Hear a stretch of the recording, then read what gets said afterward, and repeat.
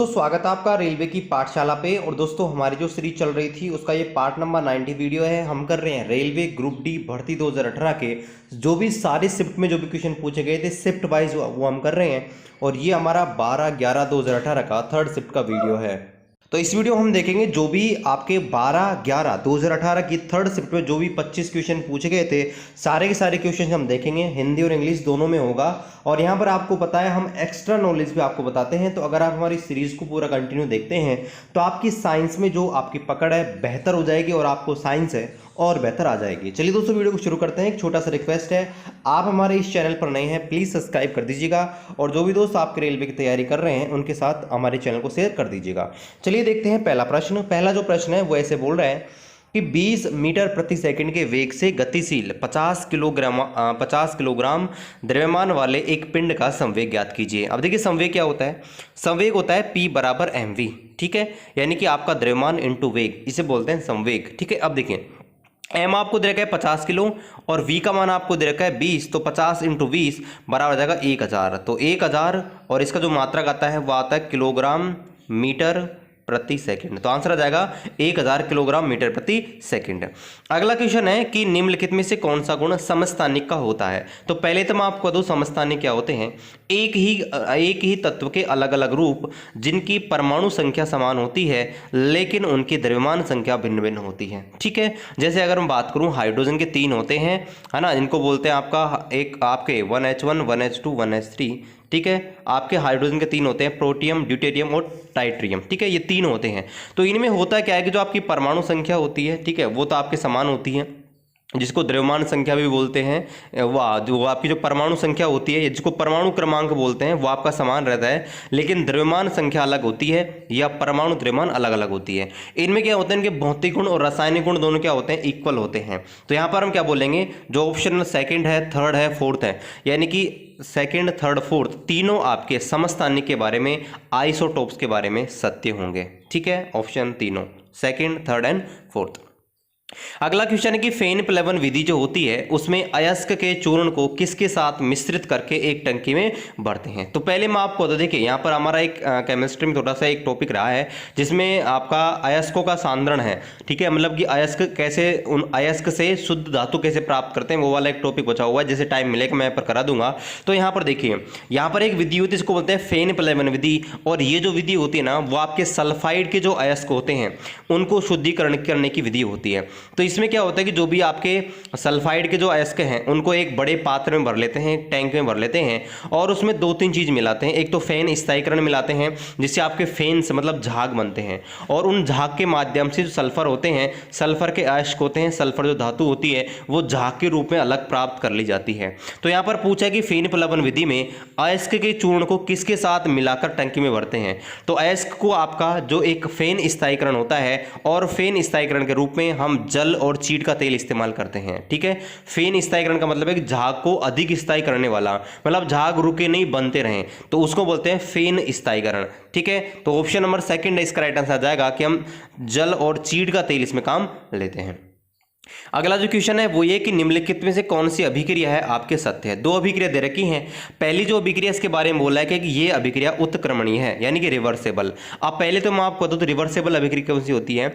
ऐसी अभिक्रिया जो दोनों दिशाओं में होती है, मतलब जो आपके अभिकारक हैं ये मिलकर अगर उत्पाद बना दिए तो वापस उत्पाद है वापस अभिकारक बना सकते हैं। तो आप देख सकते हैं ये आपकी अमोनिया बनाने की हैबर विधि है। इसमें नाइट्रोजन और हाइड्रोजन मिलकर अमोनिया गैस बनाती है और वापस अमोनिया आपके हाइड्रोजन और नाइट्रोजन में कन्वर्ट हो सकती है। तो पहला कथन आपका बिल्कुल सत्य है कि ये जो अभिक्रिया है आपके उत्क्रमणीय अभिक्रिया है। दूसरा आपको दे रखा है ये अभिक्रिया ऊष्मीय अपघटन है। अब मैं आपको बता दूं ऊष्मीय अपघटन क्या होता है। देखिए अपघटन अभिक्रिया ऐसी अभिक्रिया होती है जिसमें एक अभिकारक अणु 2 या 2 से अधिक उत्पादों में टूट जाता है। अब ऊष्मीय अपघटन का मतलब क्या है, ऊष्मा ग्रहण करके, ठीक है, मतलब कि आपका सूर्य आपका ऊष्मा ग्रहण करके मतलब उसको गर्मी देंगे या उसका टेम्परेचर बढ़ाएंगे, गर्म करेंगे, तो वो अगर कोई पदार्थ आपका ऊष्मा ग्रहण करके 2 या 2 से अधिक टुकड़ों में टूट जाता है उसे बोलते हैं ऊष्मीय अपघटन। तो बिल्कुल सही। देखिए आपका कैल्शियम कार्बोनेट होता है CaCO3, अगर इसको हीट देते हैं, ठीक है, तो ये CaO यानी कि आपका बिना बुझा हुआ चूना और कार्बन डाइऑक्साइड गैस बनाता है। तो दूसरा ऑप्शन भी सही है, यानी कि दोनों ही अभिक्रिया आपके सत्य दे रखी है, दोनों कथन सत्य हैं। अगला जो क्वेश्चन है वो ये है कि बादलों में जब गर्जना होती है, बादल जब गरजते हैं तो उस समय ऊर्जा का रूपांतरण कैसे कैसे होता है। तो देखिए, जो बादल होते हैं ना, बादल आपने देखे होंगे आसमान में वो चलते रहते हैं, मतलब बादलों में कौन सी ऊर्जा पाई जाती है, गतिज ऊर्जा। ठीक है, बादलों में पाई जाती है गतिज ऊर्जा। तो आपने देखा होगा जब बादलों में जब बरसात होती है उस समय आपको दो चीजें देखने को मिलती हैं।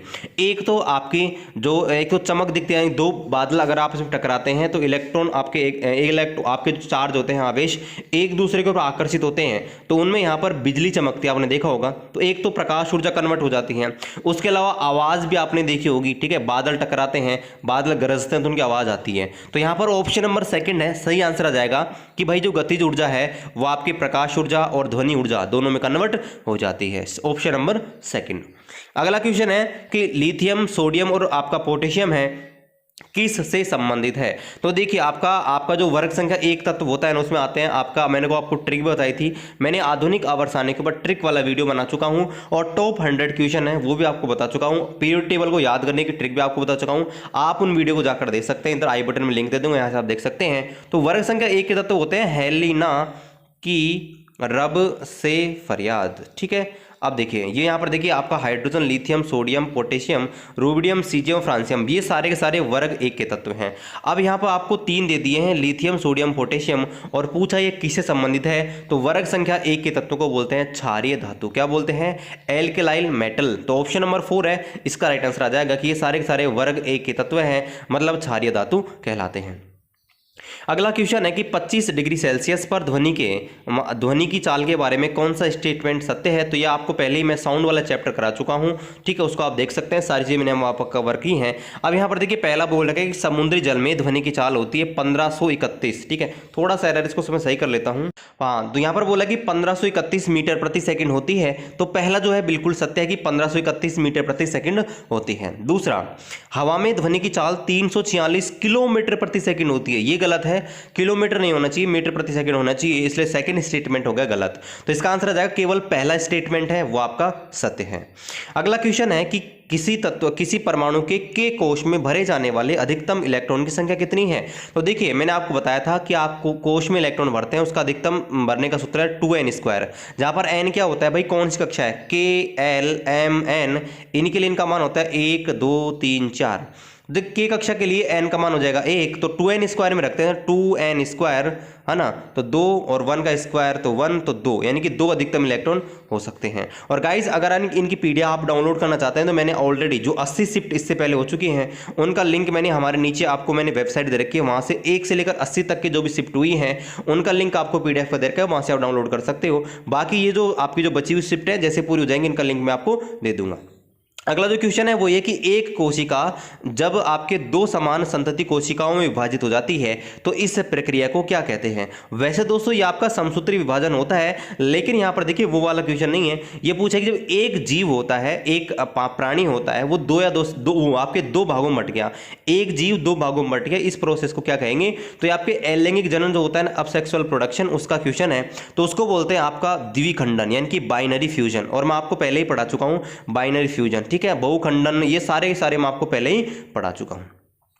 अगला क्वेश्चन है कि बच्चे का लिंग जो होता है, भाई बच्चा जो पैदा होगा वो लड़का होगा या लड़की होगा, ठीक है, उसके जो लिंग है उसको निर्धारित करने वाला जो गुणसूत्र होता है, क्रोमोसोम्स होता है, वो कहां से प्राप्त होता है। तो देखिए मैं आपको शॉर्ट में बताता हूं, हमारे जो ह्यूमंस होते हैं उनमें सेक्स कैसे डिटरमाइन होता है, मतलब लिंग निर्धारण कैसे होता है। तो देखिए एक होता है मेल, एक होता है फीमेल, ठीक है।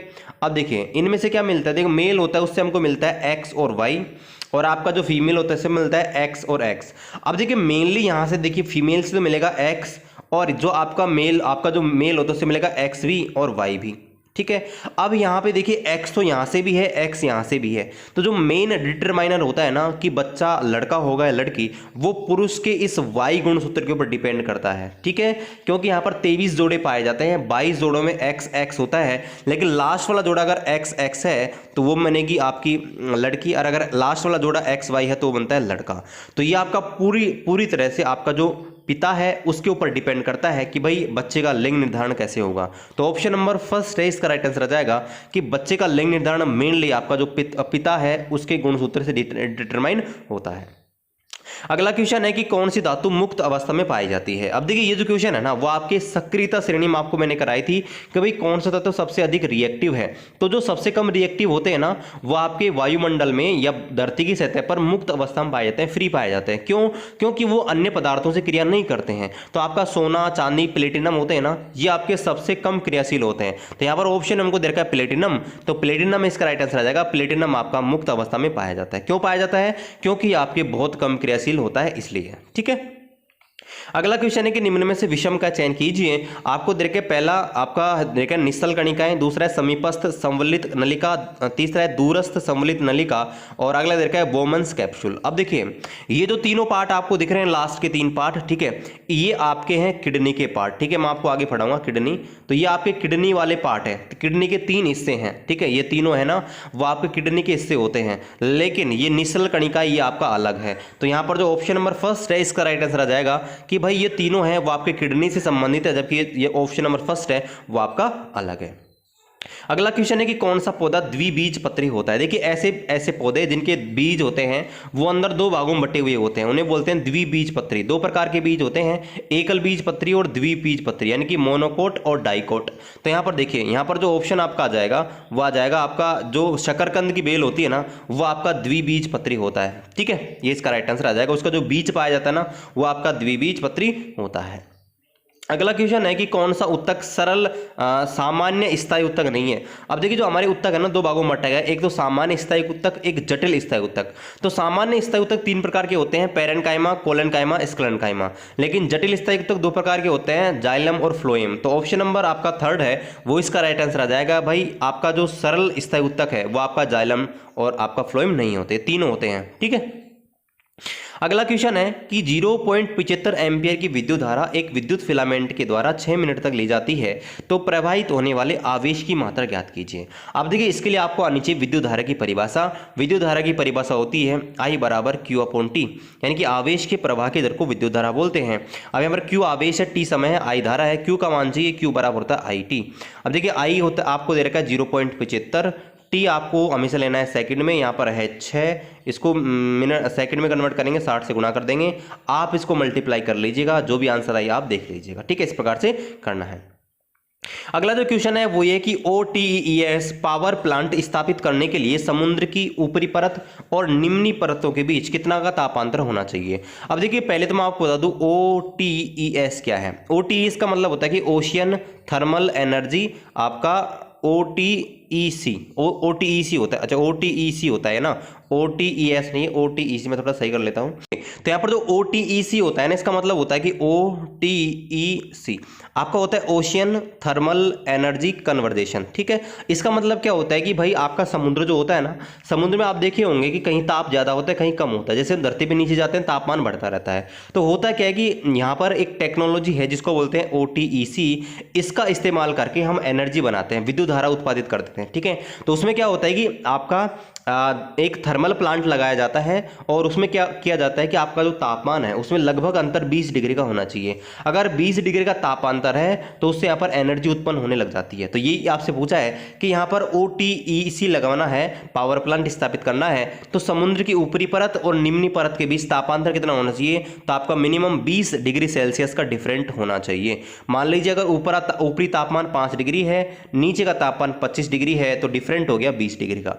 इस प्रकार से 20 डिग्री का डिफरेंट होना चाहिए। ठीक है, अगला क्वेश्चन है कि निम्नलिखित में कौन सी आपकी अनुदैर्ध्य तरंग है। अनुदैर्ध्य तरंग वे तरंगें होती है जिनके संचालन के लिए माध्यम की आवश्यकता होती है। तो आप जानते हैं ध्वनि होती है, ध्वनि उसके संचालन के लिए माध्यम की आवश्यकता होती है। अगर माध्यम नहीं होगा ध्वनि की आवाज सुनाई नहीं देगी। तो अनुदैर्ध्य तरंग ऐसी तरंगें होती हैं जिनके संचालन के लिए माध्यम की आवश्यकता होती है। उसका एग्जाम्पल पूछा है तो ध्वनि तरंग इसका राइट आंसर आ जाएगा।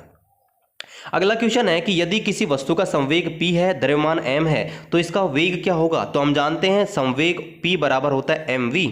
ठीक है, अगर v का मान ज्ञात करना है तो v बराबर होता है m/v। तो आंसर आ जाएगा m/v, इसका राइट आंसर आ जाएगा। इस प्रकार से निकाल सकते हैं।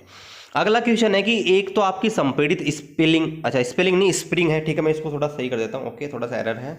ओके, तो यहाँ पर पूछा है कि एक तो आपकी संपीड़ित स्प्रिंग है। स्प्रिंग आप जानते हो ना, ये वाली स्प्रिंग। ठीक है, तो एक तो आपकी संपीड़ित स्प्रिंग है, संपीड़ित का मतलब इसको हमने पास पास के कणों को ला रखा है, मतलब हमने इसको कॉम्प्रीज कर रखा है, ठीक है। और एक आपकी सामान्य स्प्रिंग है। तो पूछा है कि किसमें ऊर्जा ज्यादा होगी, तो एक संपीड़ित स्प्रिंग है ना, उसमें सामान्य स्प्रिंग की तुलना में ऊर्जा कितनी होती है। तो आप जानते हैं जब किसी स्प्रिंग को संपीड़ित किया जाता है तो उसमें आपकी स्थितिज ऊर्जा स्टोर हो जाती है, इसलिए उसमें क्या हो जाएगी, ऊर्जा क्या होगी, ज्यादा। तो एक संपीड़ित स्प्रिंग में सामान्य स्प्रिंग की तुलना में ऊर्जा क्या होती है, ज्यादा होती है, अधिक होती है, ठीक है। अगला क्वेश्चन है कि किसके कणों की गतिज ऊर्जा सबसे अधिक होती है। तो देखिए मैंने आपको पहले ही बताया था, ठोस द्रव गैस जो होते हैं उनमें आपके गैस के कण बहुत दूर दूर पाए जाते हैं, इनमें आकर्षण बल बहुत कम लगता है, इसलिए ये जो कण होते हैं वो आपके गति करते रहते हैं मुक्त अवस्था में। तो यहां पर इनके कणों में जो गतिज ऊर्जा होती है सबसे ज्यादा होती है गैस के कणों में। अगला क्वेश्चन है कि यदि दो कणों के बीच दूरी अगर बढ़ा दी जाए तो इनके बीच गुरुत्वाकर्षण बल पर क्या इफेक्ट पड़ेगा। तो देखिए गुरुत्वाकर्षण बल जो होता है ना F, वो होता है F बराबर G m1 m2 upon r square, ठीक है। तो ये दूरी है ना, दूरी, अगर इस दूरी को इंक्रीज करें, दूरी का मान बढ़ेगा, तो आपको पता है दूरी का मान बढ़ रहा है तो भाग लग रहा है, इसका मतलब क्या है कि अगर इसका मान बढ़ाएंगे तो बल का मान क्या होगा, कम होगा। तो दूरी का मान अगर बढ़ाएंगे तो बल का मान क्या हो जाएगा भाई, कम हो जाएगा, गुरुत्वाकर्षण मान क्या हो जाएगा, घट जाएगा। अगला क्वेश्चन है कि मीथेन का अणुभार ज्ञात कीजिए। अब देखिए मीथेन होता है, उसका सूत्र होता है CH4। अणुभार कैसे ज्ञात करते हैं भाई, कार्बन का गिन लो, कार्बन का होता है 12 प्लस हाइड्रोजन कितने हैं 4, तो 12 और 4 16, यानी कि 16 आपका अणुभार हो जाएगा मीथेन का, ठीक है। अगला जो क्वेश्चन है वो ये है कि जब सिल्वर ब्रोमाइड को सूर्य की रोशनी में रखते हैं तो क्या होता है। तो देखिए मैं आपको बता दूं, सिल्वर ब्रोमाइड होता है AgBr, अगर इसको हम धूप में रखते हैं तो यहाँ से Ag प्लस Br2, ठीक है, वो Br2 नहीं होता, यहाँ पर AgBr ही होता है, ठीक है। ये AgBr होता है और AgBr को अगर सूर्य के प्रकाश में रखते हैं तो Ag प्लस Br2 इस रूप में कन्वर्ट हो जाता है, मतलब ये ब्रोमीन गैस में आपके कन्वर्ट हो जाता है। तो यहाँ पे पूछा है क्या बनेगा, तो आपकी ब्रोमीन गैस बनेगी। अगला क्वेश्चन है कि किसी खींचे हुए तार के रबड़ के बेंड में किस प्रकार की ऊर्जा पाई जाती है। मतलब आपका जो रबड़ है, एक अब नॉर्मल रबड़ जो आता है, अगर उसको हम खींच लेंगे तो उसमें कौन सी ऊर्जा संचित हो जाएगी। तो मैंने आपको बताया था जब किसी वस्तु की स्थिति में बदलते हैं, स्थिति में परिवर्तन किया जाता है तो उसकी स्थितिज ऊर्जा हमेशा कन्वर्ट हो जाती है, स्थितिज ऊर्जा में परिवर्तन हो जाता है। तो ऑप्शन नंबर फर्स्ट। और गाइज एक क्वेश्चन यहाँ पर आपको कंफ्यूजन था कल के क्वेश्चन में, कल के वीडियो में, तो मैं आपको दिखाता हूँ, आपको थोड़ा सा कंफ्यूज था, कमेंट आया था कि सर नेक्स्ट वीडियो में उसको बता देना, तो उसको मैं आपको बताता हूँ, पिछले वाला जो आपका पार्ट नंबर 89 था उसको। तो आपको यहां पर इस वाले क्वेश्चन में प्रॉब्लम थी कि सर इलेक्ट्रॉनिक विन्यास है वो कैसे लिखा गया है। तो देखिए मैं आपको बता दूं, किसी भी तत्व होता है ना, जैसे मान लीजिए आपका लिथियम का इलेक्ट्रॉन विन्यास लिखना है, तो लिथियम के पास 3 इलेक्ट्रॉन होते हैं, है ना। तो होता क्या है कि एक तो मैं ऐसे लिखूं 1s2 2s1, है ना, एक तरीका तो ये है। लेकिन जो 1s2 होता है ना, ये आपका इस हीलियम का इलेक्ट्रॉनिक विन्यास होता है 1s2। तो नॉर्मली क्या किया जाता है, किसी भी तत्व का इलेक्ट्रॉनिक विन्यास आपके कोई भी उत्कृष्ट गैस होती है ना, उसकी मदद से दर्शा दिया जाता है। भाई 1s2 की जगह मैं लिख दूंगा हीलियम और मैं लिख दूंगा 2s1, है ना। जैसे मान लीजिए मुझे आपका सोडियम का इलेक्ट्रॉन विन्यास लिखना है, तो सोडियम के पास होते हैं 11 इलेक्ट्रॉन, ठीक है। तो इसका इलेक्ट्रॉन विन्यास होगा 1s2, ठीक है, 2s2, 2p6 और 3s1, ठीक है। ये होना चाहिए इलेक्ट्रॉन विन्यास भाई, 2 2 4 6 1 10 11, ठीक है। आपका इस प्रकार से इलेक्ट्रॉन विन्यास होना चाहिए। लेकिन हम जानते हैं आपका जो नियोन होता है, नियोन, उसके पास 10 इलेक्ट्रॉन होते हैं और उसका इलेक्ट्रॉन विन्यास होता है 1s2, 2s2 और 2p6, है ना। तो अब होता क्या है, होता ये है कि यहां पर जो इलेक्ट्रॉनिक विन्यास है ना आपका, जो आपका यहां से लेकर यहां तक का, इसकी जगह मैंने सीधा नियोन लिख दिया, ठीक है। इसकी जगह मैं लिख दूंगा Ne और यहां लिख दूंगा 3s1, ठीक है गाइस। तो यानी कि मैं आपका सोडियम होता है ना, उसको ऐसे लिखता हूं Ne और 3s1। तो गाइज ऐसे भी आपके जो तत्व होते हैं वो इलेक्ट्रॉन विन्यास लिखा जाता है। तो आप यहां देख रहे होंगे ऐसे लिखा गया भाई, हीलियम का मतलब है कि 1s1 छुपा लिया, 1s2 है इन्होंने ऑलरेडी छुपा लिया है, जिनोन है इसी प्रकार से जिनोन से पहले, मतलब जिनोन का तो काउंट करना ही करना है, जिनोन का इलेक्ट्रॉन विन्यास जो होता है वो, उसके अलावा 6s1 और ऐड करना है, ठीक है। मतलब 5p से पहले का, 5p6 इससे पहले का जो भी इलेक्ट्रॉनिक विन्यास है वो हमको ले लेना है, ठीक है। तो ये गाइज आपका कल का डाउट था, इसको मैंने आपको बता दिया है। आशा करते हैं गाइज ये वीडियो आपको बहुत ही पसंद आया होगा, पसंद आए तो प्लीज लाइक कर दीजिए, अभी तक सब्सक्राइब नहीं किया प्लीज सब्सक्राइब कर देना, अपने दोस्तों के साथ शेयर कर देना। चलिए मिलते हैं आपसे अगले वीडियो में, तब तक जय हिंद जय भारत।